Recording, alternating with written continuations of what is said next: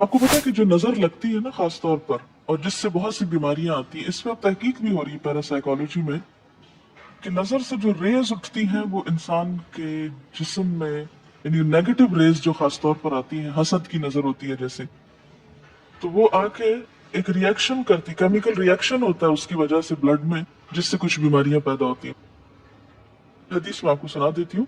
हजरत उम्मे सलमा से रिवायत है कि आप सल्लल्लाहु अलैहि वसल्लम ने एक लड़की के चेहरे पर काले पीले रंग का निशान देखा तो आपने फरमाया इसे नजर बद लग गई है, इस पर दम करो। हजरत जाबिर कहते हैं कि आप सल्लल्लाहु अलैहि वसल्लम ने आले हज़म को सांप के डसने की वजह से दम करने की रुख्सत दी और आपने अस्मा बिनते उमैस से पूछा क्या वजह है कि मेरे भतीजे कमजोर हैं, क्या फख्र फाका का शिकार है, यानी खाने पीने के बावजूद ये क्यों कमजोर हैं, क्या इनको कुछ खाने को नहीं मिलता। उन्होंने कहा नहीं, बल्कि इन्हें नजर बद बहुत जल्द लग जाती है। तो आपने फरमाया इन पर दम किया करो। यानी जिस बीमारी की समझ में ना आए कि खाए पिए भी इंसान जवान भी हो लेकिन उसको सेहत हो ही ना, कोई जाहिरी सबब मालूम ही ना हो, तो ऐसे शख्स पर दम करना चाहिए। हजरत आयशा सिद्दीका कहती हैं कि रसूलुल्लाह सल्लल्लाहु अलैहि वसल्लम नजर बद की वजह से दम करने का हुक्म देते थे। हजरत अनस कहते हैं कि आप सल्लल्लाहु अलैहि वसल्लम ने नजर बद और बिच्छू वगैरह के डसने से और फोड़ों से दम करने की इजाजत दी। फोड़े वगैरह जो होते हैं ना, उस पर भी दम की इजाजत दी। तो जिस्मानी बीमारी है ना। और नजर के बारे में तो ये भी कहा गया है, हदीस में आता है कि नजर बद का लगना हक है, इंसान को ऊंचे पहाड़ से गिरा सकती। क्योंकि होता क्या है कि जब एक खास एंगल से देखा जाता है तो दूसरे इंसान के जिस्म में जैसे लर्जा सा आ जाता है ना, और इंसान हिल जाता है। इसकी दलील कुरान में भी है।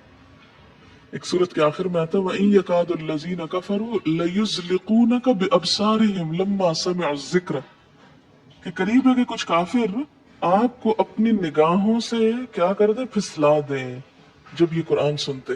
यानी वो सुनने नहीं आते थे, सिर्फ आपको घूरते रहते थे। और किस लिए घूरते रहते थे? ताकि आप बोल ना सकें, आप लरस जाएं, डगमगा जाएं, अपना काम छोड़ दें। बुरी नीयत से आते थे। वयक़ूलूना इन्नहु लमजनून, कहते हैं कि ये तो मजनून हो गया। आप सल्लल्लाहु अलैहि वसल्लम ने फरमाया नजर बद हक है, अगर तकदीर से कोई चीज सबकत ले जा सकती होती तो वो नजर बद है। पता कैसे चले? चल जाता है, पता क्यों नहीं चलता? मसलन आपको बच्चा हंस रहा था, खेल रहा था, दूध पी रहा था कि अचानक कोई शख्स आया और जब वो उठा तो बच्चे ने शोर करना शुरू कर दिया, तो पता चल जाता है। बाज़ घर ही के लोगों की लग जाती, बाज़ मोहब्बत से भी लग जाती कि बच्चा खेल रहा था, आप देखते कि वो गिर पड़ा, अचानक रोना धोना शुरू हो गया, सर पट गया। हदीस में आता है नजर बद इंसान को मौत तक और ऊंट को हांडी तक पहुंचा देती है। ऊंट को हांडी तक पहुंचाने का मतलब क्या है? ज़िबा करना पड़ जाता है, तड़पने लगता है। आप सल्लल्लाहु अलैहि वसल्लम ने फरमाया अल्लाह की कज़ा और तकदीर के बाद सबसे ज्यादा नजर बद की वजह से मेरी उम्मत में अमवात होगी। आप सल्लल्लाहु अलैहि वसल्लम ने फरमाया नजर बद से अल्लाह की पनाह तलब किया करो, क्योंकि नजर बद का लगना हक है। अस्मा बिन्त उमैस ने आपसे गुजारिश की कि बनु जाफर को नजर बद लग जाती है तो क्या वो उन पे दम कर सकती हैं? आपने फरमाया हाँ, यानी एक औरत भी दम कर सकती है। और अगर तकदीर से कोई चीज सबकत ले जाने वाली होती तो वो नजर बद है। आपने फरमाया बेशक नजर बद इंसान पर असर अंदाज होती है, हत्ता कि अगर वो एक ऊंची जगह पर हो तो नजर की वजह से गिर भी सकता है, यानी फिजिकली भी असर अंदाज होती है। और आप देखें कि वो कुरान पाक में नहीं आता वो मिन शर्रि हासिदिन इज़ा हसद, और हासिद की शर से जब वो हसद करे। तो नजर बद होती किसकी है? हासिद की होती। बुरी नजर किसकी होती है? हासिद की। तो जो सुबह शाम 3-3 दफा ये पढ़ते रहे उनको हासिद कुछ नहीं कर सकते, उनका कुछ नहीं बिगाड़ सकते, जितना चाहे घूरते रहे। इसी तरह इब्ने कसीर ने कहा कि नजर बद का अल्लाह के हुक्म से लगना और असर अंदाज होना हक है। तो जब अल्लाह की पनाह लेते हैं ना, कुल आऊदु बिरब्बिल फलक, कुल आऊदु बिरब्बिन नास, तो आपने अल्लाह की पनाह ले ली, शेल्टर में आ गए आप। अब हर चीज बेकार हो रही है, सब नजरे वजरे। और अगर लगती भी है इंसान को तो किससे? अल्लाह के इज़्न से लगती। हाफिज इब्न हजर कहते हैं कि नजर बद की हकीकत कुछ यूं है कि एक खबीसुत तबा इंसान अपनी हासिदाना नजर जिस शख्स पर डाले तो उसे नुकसान पहुंचे।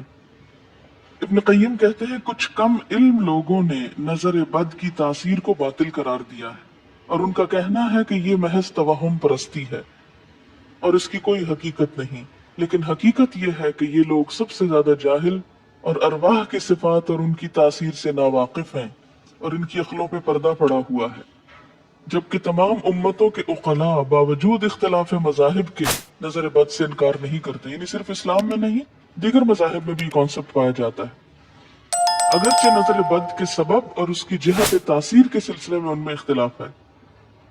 پھر کہتے ہیں اس میں کوئی شک نہیں کہ اللہ تعالیٰ نے جسموں اور روحوں میں مختلف طاقتیں اور طبیعتیں پیدا کی ہیں اور ان میں کئی خواص اور اثر انداز ہونے والی کیفیات ودیت کی ہیں۔ آپ دیکھیں کہ لو چلتی ہے تو اثر نہیں ہوتا، اس کا بھی تو اثر ہوتا ہے نا، حالانکہ وہ نظر نہیں آ رہی ہوتی، اور کسی عقل مند کے لیے ممکن نہیں کہ وہ جسموں میں روحوں کی تاثیر سے انکار کرے، کیونکہ یہ چیز خود دیکھی اور محسوس کی جا سکتی ہے، اور آپ دیکھ سکتے ہیں کہ ایک شخص کا چہرہ اس وقت انتہائی سرخ ہو جاتا ہے جب اس کی طرف وہ انسان دیکھتا ہے جس کا وہ احترام کرتا ہے، اور اس سے شرماتا ہو، اور اس وقت پیلا پڑ جاتا ہے جب اس کی طرف ایک ایسا آدمی دیکھتا ہے جس سے وہ ڈرتا ہو، یعنی جس سے آپ ڈرتے ہیں وہ آپ کو دیکھے تو آپ کا رنگ پیلا ہو جاتا ہے۔ فرمایا یہ سب کچھ روحوں کی تاثیر کی وجہ سے ہوتا ہے، اور چونکہ اس کا تعلق نظر سے ہوتا ہے اور اس لیے نظر بد کی نسبت آنکھ کی نظر کی طرف کی جاتی ہے، حالانکہ آنکھ کی نظر کچھ نہیں کرتی، یہ تو روح کی تاثیر، یعنی نظر یہ نظر نہیں ہے صرف، بلکہ اندر سے روح یا احساسات ہیں جو ٹرانسفر ہوتے ہیں۔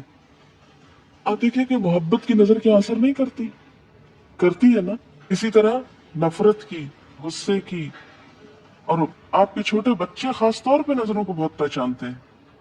آپ نے دیکھا ہوگا کہ بچے کچھ لوگوں کے پاس فوراً چلے جاتے ہیں اور کچھ لوگوں کے پاس نہیں جاتے۔ بچوں کی مثال اس لیے دے رہی ہوں کہ وہ معصوم ہوتے ہیں نا، ان کو کسی نے سکھایا پڑھایا نہیں ہوتا کہ ادھر جاؤ اور ادھر نہ جاؤ، اور اگر آپ سکھائیں پڑھائیں گے تو پھر بھی وہ اپنی مرضی کرتے ہیں، آپ کی نہیں مانتے، تو وہ ایک طرح سے بہترین جج ہوتے ہیں۔ بعض لوگوں کو دیکھ کے بچے رونے لگتے ہیں، بعض کو دیکھ کے مسکرانے لگتے ہیں، ہاں؟ یہ ایسا کیوں ہوتا ہے؟ اچھا، اسی طرح اگر کوئی شخص کانسٹنٹلی آپ کو دیکھ رہا تو آپ کانشیس ہو جاتے ہیں، آپ ٹھہر نہیں سکتے۔ اسی طرح اگر کوئی سٹیئر کر رہا ہو تو اس کی نظروں سے بعض اوقات خوف بھی آنے لگتا ہے۔ اللہ نے کیسی کیسی طاقتیں انسان کو دی ہیں، سلطان النصیرہ۔ اچھا، پھر لکھتے ہیں کہ روحیں اپنی طبیعتوں، طاقتوں اور کیفیتوں اور اپنے خواص کے اعتبار سے مختلف ہوتی، سو حسد کرنے والے انسان کی روح واضح طور پر اس شخص کو اذیت پہنچاتی ہے جس سے حسد کیا جاتا ہے۔ ویسے میں تو آپ دیکھیں نا، وہ رویے ایک دم آپ پہچان لیتے ہیں۔ یہی وجہ ہے کہ اللہ تعالیٰ نے حاسد کے شر سے پناہ طلب کرنے کا حکم دیا ہے۔ حاسد کی تاثیر ایک ایسی چیز ہے جس سے وہی انکار کر سکتا ہے جو حقیقت انسانیت سے خارج ہو۔ جنوں کی نظر بھی لگتی، یہ میرا قول نہیں ہے، حدیث ہے۔ حضرت ابو سعید خدری سے روایت ہے کہ رسول اللہ صلی اللہ علیہ وسلم جنات اور انسانوں کی نظر بد سے پناہ مانگتے تھے، یعنی آپ جو پناہ مانگتے تھے بری نظر سے، وہ انسانوں کی بھی اور جنوں کی بھی۔ پھر جب معوذتین الفلق اور الناس نازل ہوئی تو آپ انہی کو پڑھتے اور باقی دعائیں آپ نے چھوڑ دی تھی، یعنی قل اعوذ برب الفلق، قل اعوذ برب الناس، پھر سب چیزوں کے شر سے بچنے کے لیے کافی۔